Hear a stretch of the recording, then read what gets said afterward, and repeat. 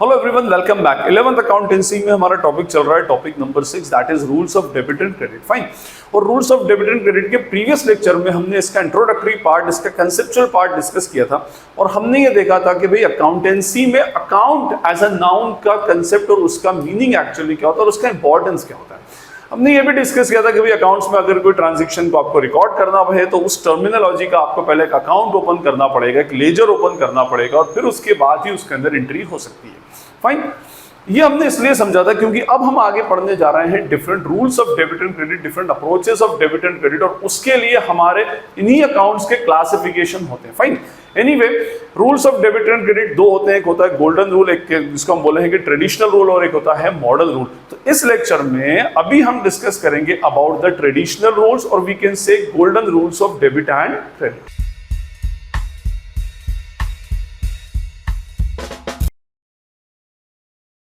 Rules of debit and credit से पहले आपको एक अकाउंटिंग प्रिंसिपल याद दिलाऊं। अकाउंटिंग प्रिंसिपल या अकाउंटिंग कंसेप्ट बोले, that is what dual aspect principle. हमारा ये rules of debit and credit purely उसी डुअल एस्पेक्ट प्रिंसिपल के ऊपर डिपेंडेड। डुअल एस्पेक्ट प्रिंसिपल कहें या हम उसको डुअलिटी प्रिंसिपल कहें, ओके, या डुअलिटी कंसेप्ट बोले। इस डुअल एस्पेक्ट प्रिंसिपल के अकॉर्डिंग हमने देखा था कि भाई दुनिया में जितने भी फाइनेंशियल ट्रांजैक्शंस होते हैं, हर फाइनेंशियल ट्रांजैक्शन के एग्जैक्टली दो एस्पेक्ट्स होते हैं। Two aspects are there only, okay. दोनों एस्पेक्ट्स क्या होते हैं? Both aspects are monetarily equal as well as both are corresponding to each other. दोनों एक दूसरे के मॉनेटरीली इक्वल होते हैं। लेट्स सपोज अगर फर्स्ट एस्पेक्ट 5000 का है तो second aspect must be of rupees 5000 का ही होना चाहिए एक्चुअली, और 5000 का ही होगा एक्चुअली। फाइन। और करस्पॉन्डिंग का मीनिंग होता है फर्स्ट एस्पेक्ट इसलिए हो रहा है क्योंकि सेकंड एस्पेक्ट फर्स्ट के करस्पॉन्ड में होता है, ओके।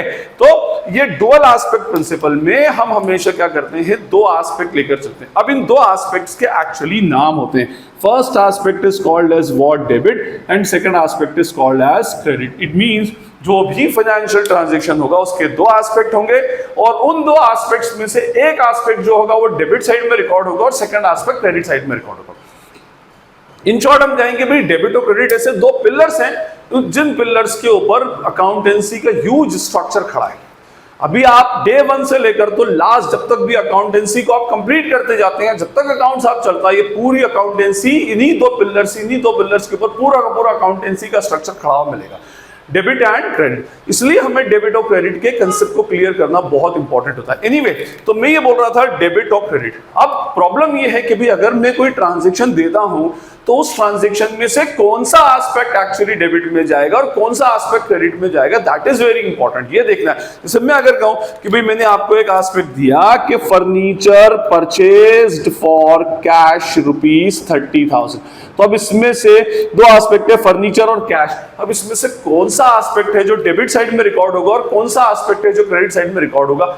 इसी रीजन से हमारे rules of debit and credit आए कि भाई ये दो रूल्स हैं जो ये बताते हैं आपको कि भाई कौन से एस्पेक्ट को आपको डेबिट में डालना है और कौन से एस्पेक्ट को आपको क्रेडिट में डालना है। उसके लिए rules of debit and credit है। फाइन। तो I hope rules of debit and credit का कंसेप्ट क्लियर कि rules of debit and credit actually आपको ये बताते हैं कि फाइनेंशियल ट्रांजैक्शन में से एक एस्पेक्ट कौन सा ऐसा होगा जो डेबिट साइड में रिकॉर्ड होगा और एक एस्पेक्ट कौन सा ऐसा होगा जो क्रेडिट साइड में रिकॉर्ड होगा। फाइन। अब देखिए, ये हमारे पास दो टाइप के रूल्स आए स्टार्टिंग से। First type of rules are called as what, traditional rules. और ट्रेडिशनल रूल जब से अकाउंटेंसी का इनोवेशन हुआ है तब से ये ट्रेडिशनल रूल्स स्टार्टिंग से चले आ रहे हैं, ओके। इसीलिए इन रूल्स को और क्या बोला जाता है, these rules are also called as what, golden rules, ठीक है। और सेकंड रूल जो होते हैं those are called as what, modern rules. और ये मॉडर्न रूल्स को इंट्रोड्यूस हुए बहुत ज्यादा टाइम नहीं हुआ है और ये मॉडर्न रूल्स जो होते हैं ये अकाउंटिंग इक्वेशन वाले टॉपिक के ऊपर बेस्ड होते हैं, अकाउंटिंग इक्वेशन के ऊपर बेस्ड होता है। आपने अकाउंटिंग इक्वेशन पढ़ी होगी, asset is equals to capital plus liability. But अभी हम मॉडर्न रूल्स पर डिस्कशन नहीं कर रहे। इस लेक्चर में we will discuss only about the traditional rules, क्योंकि ट्रेडिशनल रूल्स में एक्सप्लेनेशन लेंदी होता है और मॉडर्न रूल्स में एक्सप्लेनेशन तो बहुत छोटा सा होता है। ये रूल्स तो आप करीब करीब जानते ही हो, इसके लिए थोड़ा सा हमें एक्सप्लेनेशन पार्ट ज्यादा बढ़ाना पड़ता है, ठीक। तो इस लेक्चर में हम सिर्फ ट्रेडिशनल रूल्स के बारे में बात करेंगे, ओके। अब देखिए, मैं आपको एक बात बताऊं, चाहे ट्रेडिशनल रूल हो, चाहे मॉडर्न रूल हो, गोल्डन रूल बोलो, मॉडर्न रूल बोलो, हमेशा किसी भी सेंस में आप कर तो कहा रहे हैं rules of debit and credit. Debit and credit कहा रखा जाता है अकाउंटिंग अकाउंटेंसी में, तो अकाउंटेंसी में we have to open an account. हमने पिछले लेक्चर में ही डिस्कस किया था कि अकाउंटेंसी में if you want to record any transaction then you have to open a concerned account for it. उससे रिलेटेड आपको एक अकाउंट ओपन करना पड़ेगा, ठीक है। तो आपको एक अकाउंट ओपन करना पड़ेगा, जिससे if you want to record the salary expense then you have to open an account of salary. आपको कैश की रिकॉर्डिंग करनी then you have to open an account of cash. आपको मिस्टर मोहन का transaction record करना है then you have to open an account of mister Mohan. Shyam का record करना है तो श्याम का, बैंक का तो बैंक का। इट मींस इन शॉर्ट कहने का मीनिंग ये कि आपको अकाउंट तो ओपन करना ही करना है, ठीक, फाइन।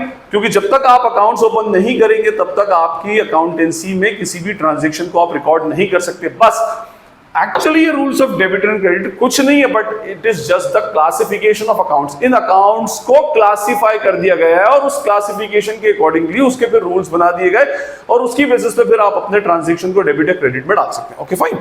तो देखिए अकाउंट्स का classification as per traditional rule. अभी right now we are talking about the traditional rules. Traditional rules के अकॉर्डिंगली हमारे अकाउंट्स का क्लासिफिकेशन, ट्रेडिशनल रूल्स को गोल्डन रूल्स भी बोलते हैं।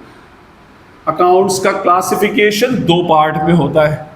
First classification is called as personal account and second classification is what, impersonal account. Means आपने अपने जितने भी अकाउंट्स आप ओपन करते हैं बिजनेस में, अकाउंटेंसी में, उसके आपने दो क्लासिफिकेशन कर दिए। एक क्लासिफिकेशन कर दिया पर्सनल अकाउंट के नाम से, एक क्लासिफिकेशन कर दिया आपने इम्पर्सनल अकाउंट के नाम से, ठीक है। अभी पर्सनल अकाउंट क्या साहब, अब ये भी तो समझ में आना चाहिए। तो भाई पर्सनल अकाउंट बोला गया है all accounts related to person, जो किससे रिलेटेड होंगे, पर्सन से रिलेटेड होंगे। अकाउंट्स रिलेटेड टू पर्सन, और इधर हम बोल सकते हैं accounts not related to person, not related to person, ठीक है, ये बोल सकते हैं। अब अकाउंट्स रिलेटेड टू पर्सन, इस पर हम बाद में आते हैं। पहले हम बात करें accounts related to person. Person means कोई भी एक इंसान, इस तरह से हम बात करें अभी फिलहाल, इस पर हम बाद में आएंगे। पहले हम बात करें अबाउट द इम्पर्सनल अकाउंट। तो मैंने कहा कि भाई accounts not related to person.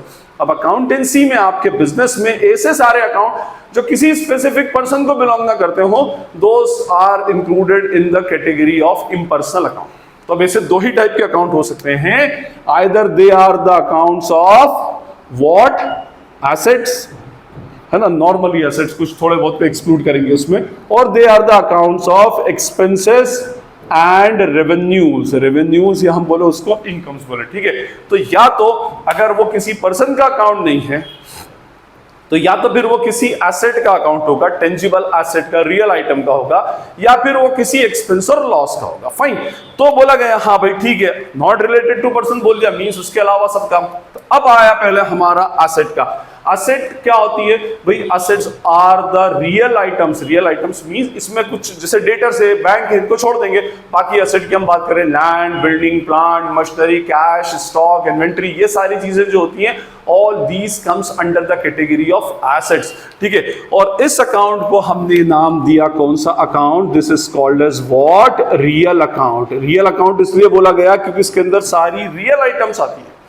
Real items means जैसे मैंने कहा कि लैंड आ जाएगी, इसके अंदर बिल्डिंग आ जाएगी, इसमें प्लांट एंड मशीनरी आ जाएगा, कैश आ जाएगा, स्टॉक आ जाएगा, ठीक है, लाइव स्टॉक आ जाएंगे। तो ये सारी चीजें बेसिकली क्या होती हैं, रियल आइटम्स होती हैं।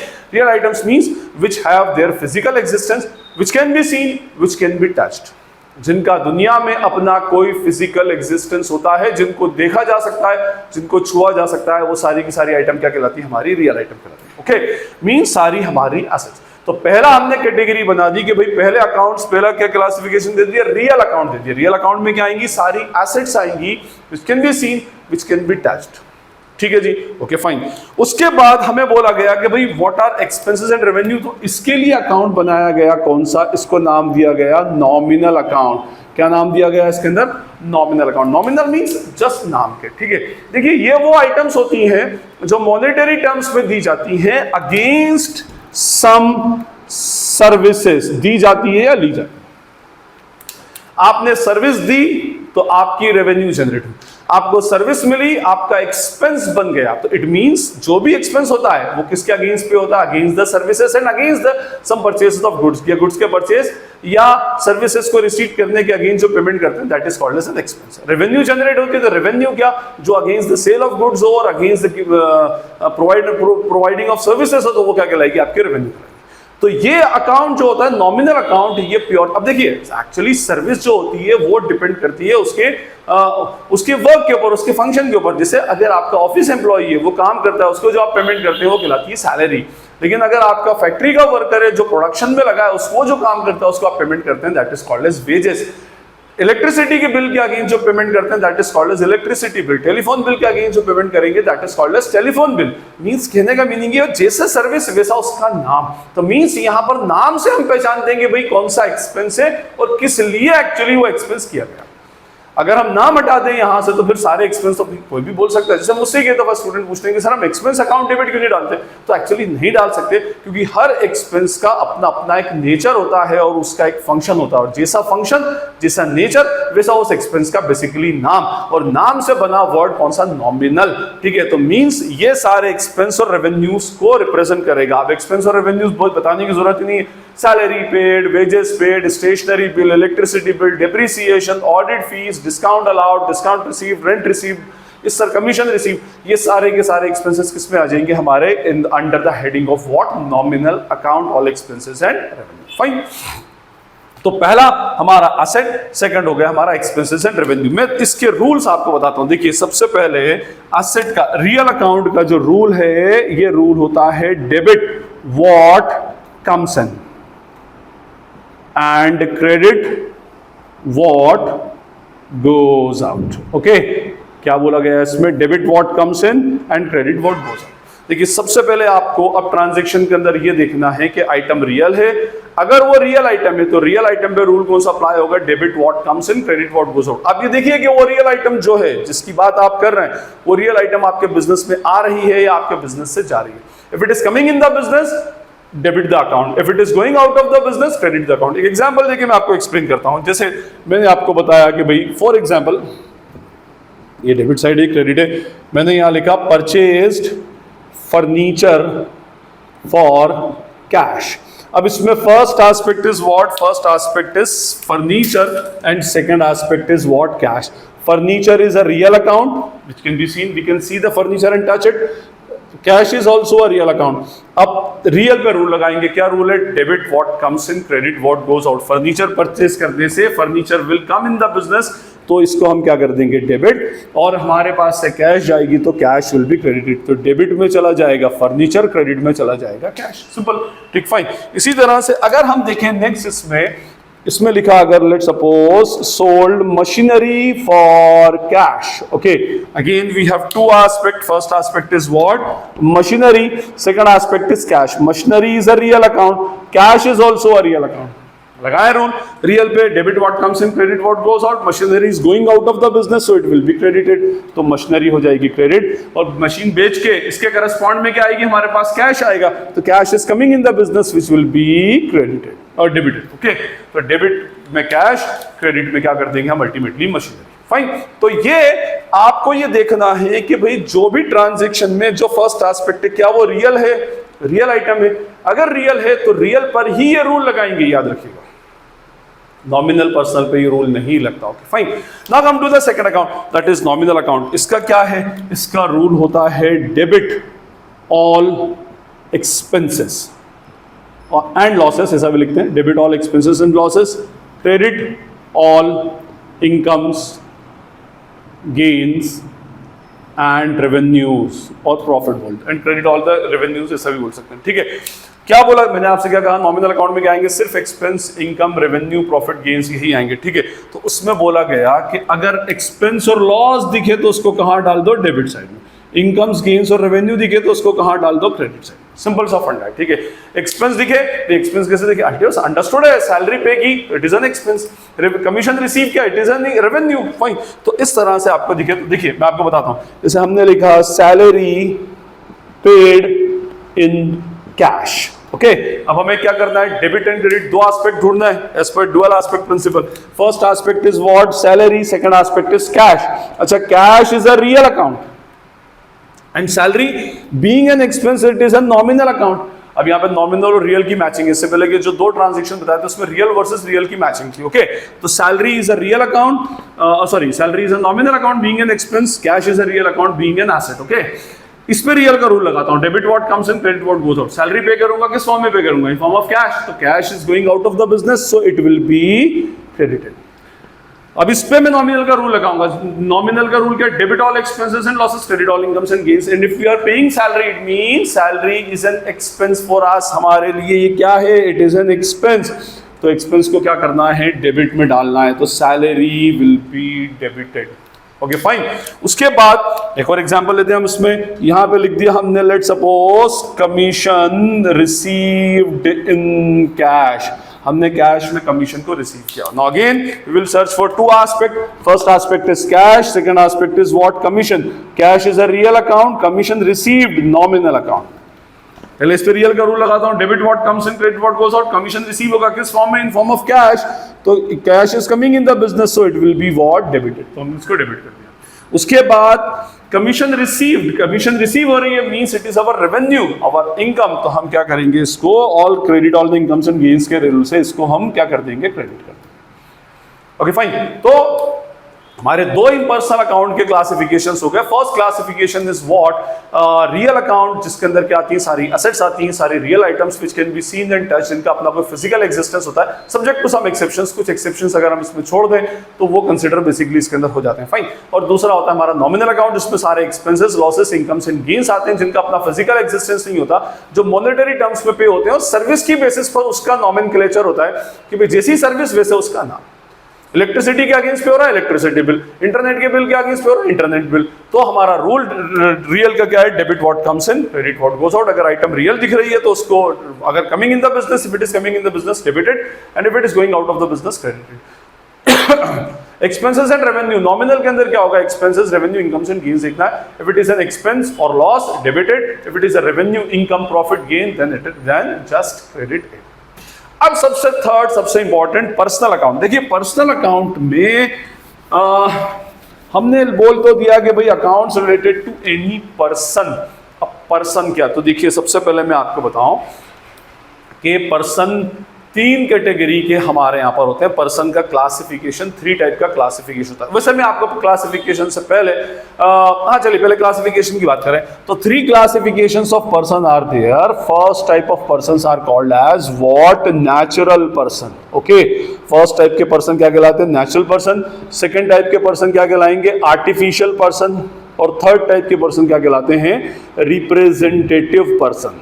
ओके, ये थ्री क्लासिफिकेशन है पर्सन के। फर्स्ट कौन सा है, natural person, second is what, artificial person, and third is what, representative person. अब सबसे पहले हम बात करें about the natural person. Natural person का मीनिंग होता है God made entities, human being, जितने भी ह्यूमन बीइंग होंगे, गॉड क्रिएटेड एंटिटीज होंगी, वो सारे किस में आ जाएंगे, हमारे नेचुरल पर्सन में। Okay, God made entities, human being जो होंगे सारे नेचुरल पर्सन में आ जाएंगे। किसी का भी नाम लिखें आप, mister Sharma, mister Khan, mister Verma, mister Goyal, जो भी आप बोलें, जिसकी भी आप बात करें, राम श्याम, जिसकी भी बात करेंगे, तो all those comes under the natural person. में हुआ नेचुरल पर्सन, आप एज ए स्टूडेंट हुए नेचुरल पर्सन, जितने भी होंगे ये सब नेचुरल पर्सन की कैटेगरी के अंदर इंक्लूड हो जाएंगे। Okay fine.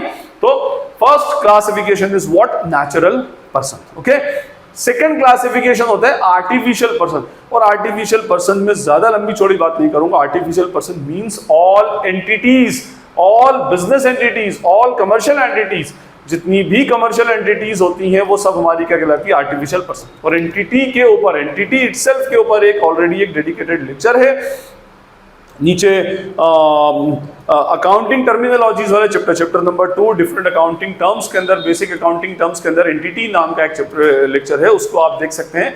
एंटिटी का कंसेप्ट मैंने उसके अंदर क्लियर किया। फिर भी आपको बता दूं कि भाई जब भी कोई आपको इकोनॉमिक एक्टिविटी या बिजनेस एक्टिविटी करनी होती है तो सबसे पहले you have to create an entity. आप क्या करते हैं, सबसे पहला काम एक एंटिटी को क्रिएट करते हैं, एक आर्टिफिशियल एंटिटी क्रिएट करते हैं, और उसी आर्टिफिशियल एंटिटी के प्लेटफॉर्म पे, उसी के नाम से आप क्या करते हैं, सारे बिजनेस एक्टिविटीज या बिजनेस ऑपरेशंस को परफॉर्म करते हैं।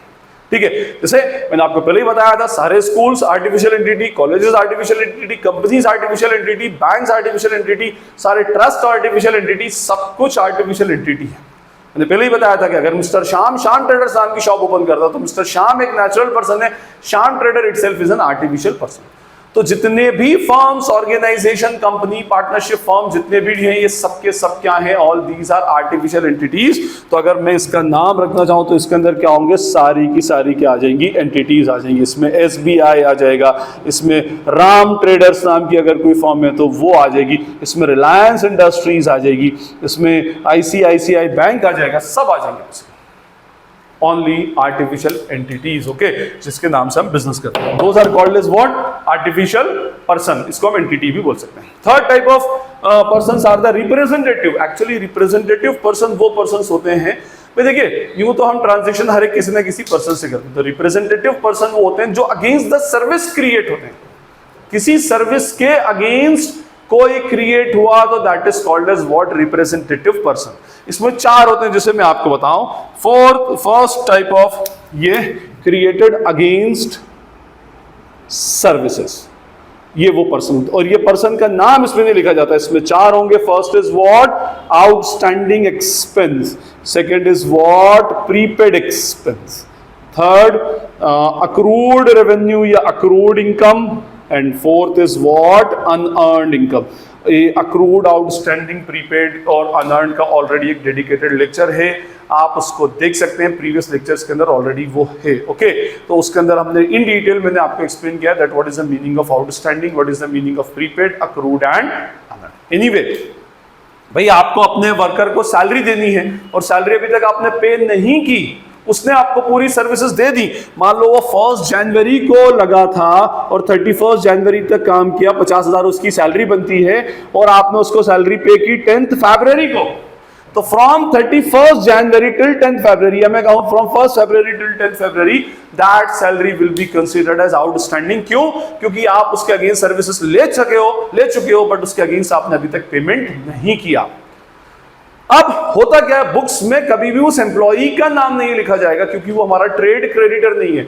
उसकी एम्प्लॉई के नाम लिखने की बजाय we will write only what? Outstanding salary. Means हमें सर्विस के अगेंस्ट अभी इतना पेमेंट करना बाकी है, अभी हमें इतना पेमेंट उसको करना है। तो सर्विस के अगेंस्ट जो भी पर्संस क्रिएट होते हैं, जो आउटस्टैंडिंग पेमेंट देने का रिसीवेबल पेएबल अमाउंट होता है, उन इंडिविजुअल्स का नाम अकाउंट्स में नहीं लिखा जाता, उसकी बजाय उस सर्विस को रिप्रेजेंट करते हुए हम एक टर्मिनोलॉजी यूज करते हैं। उस सर्विस को जब रिप्रेजेंट करता है तो that is called as representative person. जैसे सैलरी पे नहीं की तो हम उसको बोलेंगे आउटस्टैंडिंग सैलरी, कमीशन पे नहीं किया तो हम उसको बोलेंगे आउटस्टैंडिंग कमीशन। फाइन। तो ये मैंने आपको 3 क्लासिफिकेशंस ऑफ पर्सन बताए। अब सबसे इंपॉर्टेंट चीज के पर्सन का रूल एप्लीकेबल कहां होता है सर? क्यों? क्योंकि भाई ये ट्रांजैक्शन भी तो पर्सन से ही हो रहा है। हमने फर्नीचर परचेज किया तो किसी पर्सन से बाय किया होगा, ठीक है। हमने किसी को गुड सेल किया तो किसी पर्सन को गुड सेल किया होगा। हमने सैलरी पे की तो किसी इंडिविजुअल को सैलरी पे की होगी। हमने कमीशन रिसीव किया तो किसी इंडिविजुअल से रिसीव किया होगा। मींस इन शॉर्ट कहने का मीनिंग ये है कि हम हर ट्रांजैक्शन तो पर्सन से कर रहे हैं, तो फिर सब जगह पर्सन का रूल क्यों एप्लीकेबल नहीं है? तो देखिए, अकाउंटेंसी में हमारे पास there are transactions of 3 natures. 3 nature के अलग अलग ट्रांजैक्शन होते हैं। अगर आपने कभी माइन्यूटली ऑब्जर्व किया हो, फर्स्ट ऐसे ट्रांजैक्शन होंगे जिसमें element of cash is more then element of person, या मैं कहूं जिसमें कैश का इंपॉर्टेंस पर्सन के इंपॉर्टेंस से ज्यादा होता है, वो वाले ट्रांजैक्शंस। सेकंड होते हैं ट्रांजैक्शन जिसमें कैश का इंपॉर्टेंस पर्सन के इंपॉर्टेंस से कम होता है, या पर्सन का इंपॉर्टेंस कैश के इंपॉर्टेंस से बढ़ जाता है। और थर्ड वो ट्रांजैक्शन होते हैं जिसमें कैश का इंपॉर्टेंस पर्सन के इंपॉर्टेंस के इक्विवेलेंट हो जाता है। एक बात हमेशा याद रखिएगा कि अकाउंटेंसी में और बिजनेस में सबसे इंपॉर्टेंट एलिमेंट होता है कैश। अगर आपके सामने कैश है तो फिर आप दूसरे किसी एलिमेंट को सेकेंडरी रखेंगे, उसको इतना इंपॉर्टेंस नहीं देंगे। लेकिन अगर आपके सामने कैश नहीं है तो फिर आप दूसरे किसी को इंपॉर्टेंस देंगे। फाइन। देखिए, मैं आपको एक बात समझाता हूं उसमें कि यहां पर बेसिकली इंपॉर्टेंस ऑफ कैश, जैसे अगर हमने कहा, या आप ही अगर अपने बिजनेस में देखें कि अगर आपके बिजनेस में से कोई बंदा कैश में गुड्स बाय करके ले गया तो आप उससे गुड्स, उस बंदे का नाम भी नहीं पूछेंगे, उसका कैश मेमो बनाएंगे और उसको बाहर कर देंगे। क्यों? क्योंकि आपको कैश से मतलब था, वो कैश आपको दे चुका है, दैट्स इट, बात खत्म। नाम कहां पूछा जाएगा, उसका नाम कहां रिकॉर्ड किया जाएगा, उसके नाम का इंपॉर्टेंस कहां पर होगा, पर्सन का इंपॉर्टेंस कहां पर होगा, जब वो आपसे गुड्स उधारी पर खरीदेगा। तो मैं आपको सबके एग्जांपल लेता हूं। देखिए पहले एग्जांपल लेता हूं, cash is more important than person. तो मैंने अगर लिखा transaction purchase goods for cash from Rajesh, तो इस केस में जब कैश आ गया तो फिर importance of Rajesh is not there, Rajesh का इंपॉर्टेंस खत्म। ठीक है, यहां पर एक तो गुड्स का इंपॉर्टेंस है, पहला एस्पेक्ट होगा गुड्स का आना, दूसरा एस्पेक्ट है कैश का जाना। राजेश से बिजनेस को, अकाउंट्स को कोई मतलब नहीं। इसी तरह से अगर हम बोले इसमें कि सोल्ड गुड्स फॉर कैश, तो यहां टू सुनील, तो अब इस केस में सुनील का इंपॉर्टेंस खत्म, क्योंकि बिजनेस क्या करेगा, कैश को आइडेंटिफाई करेगा और गुड्स को आइडेंटिफाई करेगा। उसको बोलेगा मुझे सुनील से क्या करना, फाइन। तो ये वो ट्रांजैक्शन थे जिसमें कैश का इंपॉर्टेंस पर्सन के इंपॉर्टेंस से ज्यादा होता है। इस केस में या तो रियल वर्सेस रियल का रूल लगेगा या रियल वर्सेस नॉमिनल का रूल लगेगा, पर्सन का इन्वॉल्वमेंट इसके अंदर नहीं होगा। Anyway, come to the second point. Cash के अंदर क्या होता है, cash is lesser important than person. तो उस केस में अगर मैंने लिखा इसमें परचेज्ड गुड्स फ्रॉम राजेश, अब मैंने ट्रांजैक्शन को चेंज कर दिया।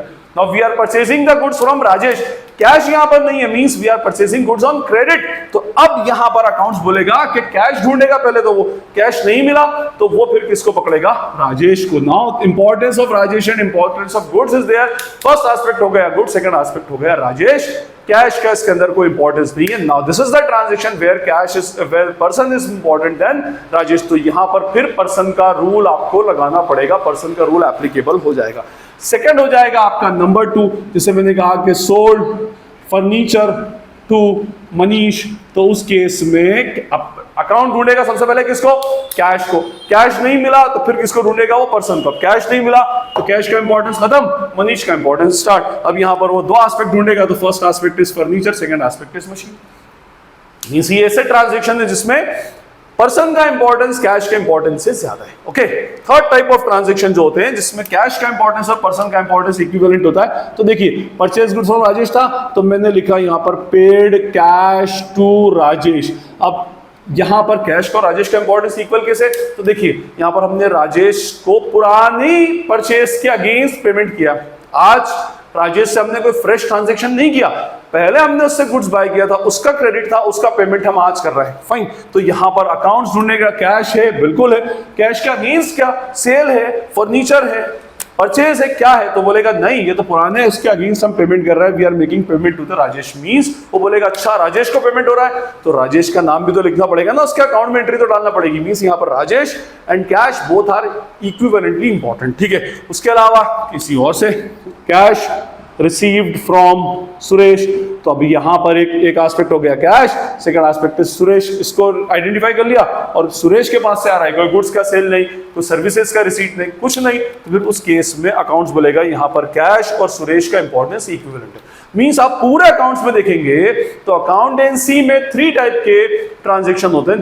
पहला वो जिसमें importance of cash is more than importance of person, second वो जिसमें importance of person is more than importance of cash, and third वो जिसमें importance of person is important equivalent to importance of cash. तो यहां पर ये दो cases में, इन दो केसेस में we will apply the rule of what, person. Personal का रूल हमारा इसके अंदर अप्लाई होगा। और पर्सनल का रूल क्या है साहब, तो पर्सनल का रूल है what, debit the receiver and credit the giver. ठीक है, रिसीवर, अगर जिस पार्टी से आप डील कर रहे हो वो पर्सन का इंपॉर्टेंस है। अगर वो रिसीवर है, किस चीज का रिसीवर सर, तो he may be a receiver of goods और कैश और फर्नीचर और स्टॉक, जिस भी चीज का रिसीवर हो, अगर वो रिसीवर है तो उसको डेबिट साइड में डाल दो, डेबिट साइड में उसको रिकॉर्ड कर लो, और अगर वो गिवर है इन आइटम्स का तो उसको क्रेडिट साइड में रिकॉर्ड कर लो। जैसे फॉर एग्जांपल मैंने यहीं पर ही आपको एग्जांपल दिया, परचेज गुड्स फ्रॉम राजेश। मैंने क्या कहा, इसमें तो पर्सनल का रूल एप्लीकेबल होना नहीं है, क्योंकि यहाँ पर कैश का इंपॉर्टेंस पर्सन के इंपॉर्टेंस से ज्यादा है। यहाँ लिखा मैंने परचेज गुड्स फ्रॉम राजेश, तो इसमें first aspect is good purchases, second aspect is Rajesh. तो परचेज जो है ये नॉमिनल अकाउंट है, एक्सपेंस है, तो all expense will be debited, तो परचेसेस विल बी डेबिटेड। किससे बाय किया? राजेश से। Rajesh is a personal account. अब इसमें देखेंगे राजेश इज द गिवर और द रिसीवर। परचेज गुड्स किया तो किसने दिया हमको? राजेश ने। तो राजेश इज द गिवर, तो being a giver Rajesh will be what? Credited. तो डेबिट में परचेसेस और क्रेडिट में what will record? Rajesh. Okay इसी तरह से सोल्ड फर्नीचर टू मनीष, तो first aspect is furniture. Furniture is a real account, है ना, और Manish is a personal account क्योंकि ये क्रेडिट पर हमने इसको बेचा है। फाइन। Real debit what comes in, credit what goes out. Furniture is going out of the business, तो furniture will be what? Credited. Furniture को कर देंगे साहब क्रेडिट। और मनीष कौन? पर्सनल का रूल लगाएंगे, debit the receiver credit the giver. तो कौन है? हमने गुड्स मनीष को सेल किया, Manish is the receiver of furniture, तो Manish will be what? Debited. Okay इसी तरह से पेड कैश टू राजेश। अब फिर वही आ गए, एक cash again a real account, Rajesh again a personal account. Real पे लगाए रियल का रूल। क्या रूल है? Debit what comes in, credit what goes out. Paid cash, तो cash is going out of the business, तो cash will be what? Credited. तो cash को कर देंगे क्रेडिट। किसके पास जा रहा है? राजेश के पास, तो Rajesh is the receiver of cash, तो Rajesh will be what? Debited. In the same way cash and Suresh, तो कैश क्या है? रियल अकाउंट है, सुरेश कौन है? पर्सनल अकाउंट है। कैश रिसीव्ड, कैश पे रियल का रूल लगाएंगे, debit what comes in credit what goes out. Cash is coming in the business, तो कैश विल बी डेबिटेड। कौन दे रहा है? Suresh. Suresh is the giver, तो सुरेश विल बी व्हाट? यहां तो मैंने नेचुरल पर्सन नाम लिखे, आप इसकी जगह आर्टिफिशियल पर्सन ले लो। Sold goods to Ramesh traders, purchase goods from Khan machinery, इस तरह से आप क्या कर सकते हो? उनके नाम बेसिकली दे सकते हो। तो मैंने आपको बताया कि ये सारा हमारा जो था, all these are the traditional rules और we can say golden rules. और गोल्डन रूल्स और ट्रेडिशनल रूल्स में हमारे अकाउंट्स के दो basically there are two classification, personal account and impersonal account. Personal account are those which are related to the person, impersonal which are related to the assets और liabilities. Impersonal में फिर दो classification होते हैं, real and person. Real का rule है debit what comes in, credit what goes out. Asset देखेंगे business में आ रही है तो डेबिट, जाएगी तो क्रेडिट। नॉमिनल का रूल लगेगा, debit all expenses and losses, credit all incomes and gains. अगर वो खर्चा है या लॉस है तो उसको डेबिट में डाल दो, अगर रेवेन्यू या गेन है तो क्रेडिट में डाल दो। पर्सनल पे रूल बताया मैंने, कहाँ लगता है? When importance of person is more than importance of cash, और when importance of person is equivalent to the importance of cash. इस पर रूल लगता है debit the receiver and credit the giver. So this is all about the concept of rules of debit and credit. I hope it is clear to you all. Still कोई query या doubt लगती है तो you can ask in the comment section. अगर आपको ये lecture useful लगता है तो इसे अपने फ्रेंड्स के साथ शेयर करें, चैनल को सब्सक्राइब करें, बेल आइकन को हिट करें और वीडियो को लाइक करें। This is Najeeb Hashmi signing off from Najeeb Hashmi's academy. Thank you.